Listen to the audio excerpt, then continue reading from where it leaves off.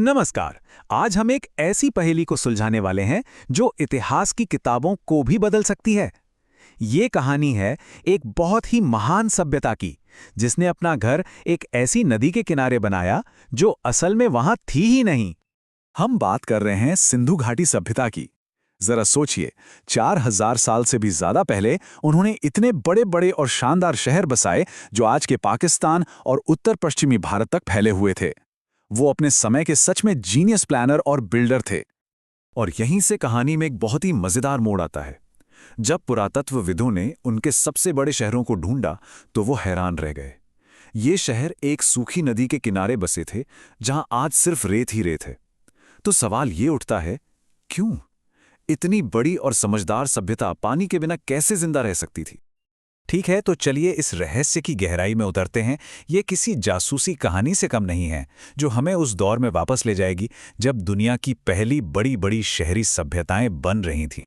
इस बात को ऐसे समझिए, जिस वक्त मिस्र के लोग पिरामिड बना रहे थे, ठीक उसी वक्त सिंधु घाटी के लोग इतने आधुनिक शहर बना रहे थे जिनमें नालियों और अनाज रखने के लिए बड़े बड़े गोदामों का बेहतरीन सिस्टम था।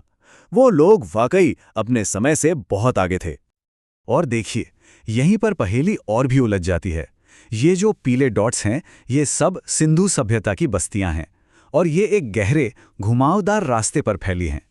ये घग्गर हकरा नदी का सूखा हुआ रास्ता है। अब सवाल वही है, इतनी बड़ी सभ्यता ने एक सूखी नदी के किनारे बसने का फैसला क्यों किया? कई सालों तक ये एक बहुत बड़ा सवाल बना रहा। कई दशकों तक इस सवाल का एक बहुत ही मजेदार और पॉपुलर जवाब लोगों के पास था। एक ऐसी कहानी जो पुराने किताबों और कथाओं से जुड़ी हुई थी। कहानी ये थी कि ये जो सूखी नदी है, ये असल में वेदों में बताई गई महान सरस्वती नदी थी। वेदों में सरस्वती को एक बहुत ही विशाल और जीवन देने वाली नदी बताया गया है।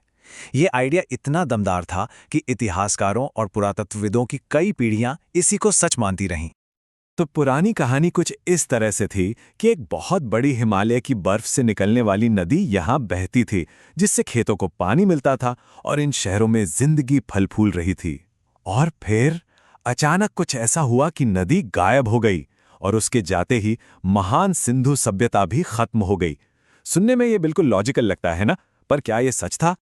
अब इस पुरानी कहानी का सच पता लगाने के लिए वैज्ञानिकों को टाइम में पीछे जाना पड़ा। उन्होंने फैसला किया कि वो उस नदी की डायरी पढ़ेंगे जो बहुत पहले ही खत्म हो चुकी थी। सोचिए, जैसे कोई जियोलॉजिकल जासूस हो। उनका मिशन था ये पता लगाना कि ये नदी कब बहती थी और कब गायब हुई, और सारे सुराग नदी के तल के नीचे दबी हुई रेत में छिपे थे। वैज्ञानिक इस सूखे रास्ते को एक खास नाम से बुलाते हैं, पैलियो चैनल। इसका सीधा सा मतलब है एक जीवाश्म नदी। ये एक तरह से नदी का वो पैरों का निशान है जो वो हजारों साल पहले जमीन पर छोड़ गई थी। तो सवाल ये है कि वो इस नदी की कहानी पढ़ते कैसे हैं? इसके लिए एक 3 स्टेप का प्रोसेस है। सबसे पहले वो पेलियो चैनल में ड्रिल करके मिट्टी और रेत के लंबे लंबे सैंपल निकालते हैं।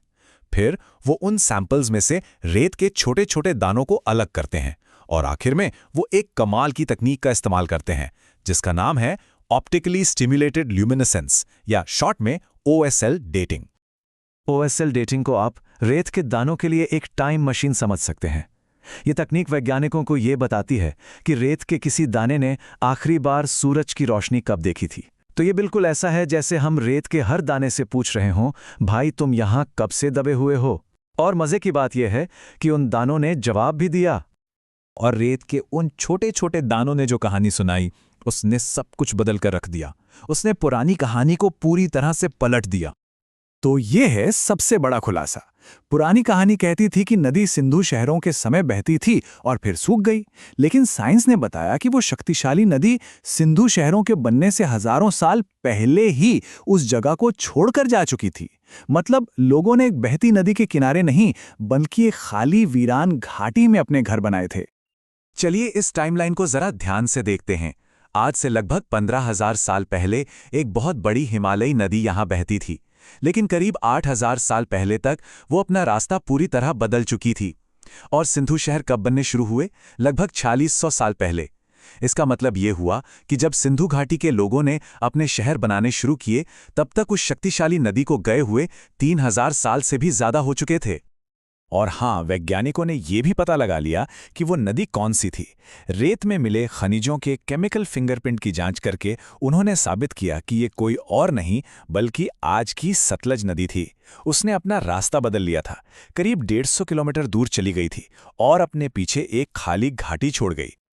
तो अब ये एक और भी बड़ा सवाल खड़ा करता है, अगर बड़ी नदी जा चुकी थी तो फिर वो जगह रहने के लिए इतनी अच्छी क्यों थी? ये सुनने में एकदम उल्टा लगता है ना? हम सब जानते हैं जल ही जीवन है। तो फिर कोई सभ्यता अपने सबसे बड़े शहर एक ऐसी जगह क्यों बसाएगी जहां से मुख्य नदी ही गायब हो जाए? इसका जवाब बहुत ही हैरान करने वाला है। असल में एक बड़ी हिमालयी नदी के बगल में रहना बहुत खतरनाक हो सकता है। उन नदियों में इतनी भयानक और अचानक बाढ़ आ सकती है जो पूरे के पूरे शहर को बहा ले जाए। लेकिन एक छोड़ी हुई घाटी वो बिल्कुल परफेक्ट थी। वो एक प्राकृतिक नाले की तरह थी जो स्थिर और सुरक्षित थी। इस खाली घाटी ने एक बहुत अच्छा माहौल बनाया। ये मॉनसून की बारिश के पानी को इकट्ठा करके एक शांत मौसमी नदी में बदल देती थी। मतलब यहां पानी तो था लेकिन भयानक बाढ़ का कोई खतरा नहीं था।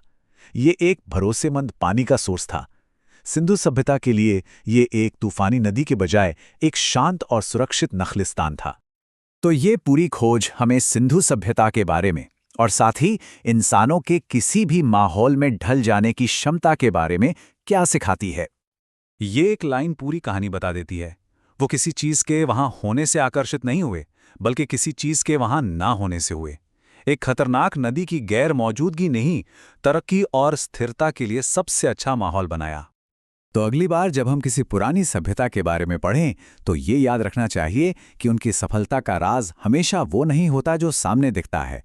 कभी कभी सबसे बड़ा मौका किसी शक्तिशाली चीज के होने में नहीं बल्कि उसके न होने में छिपा होता है। ये सोचने वाली बात है ना?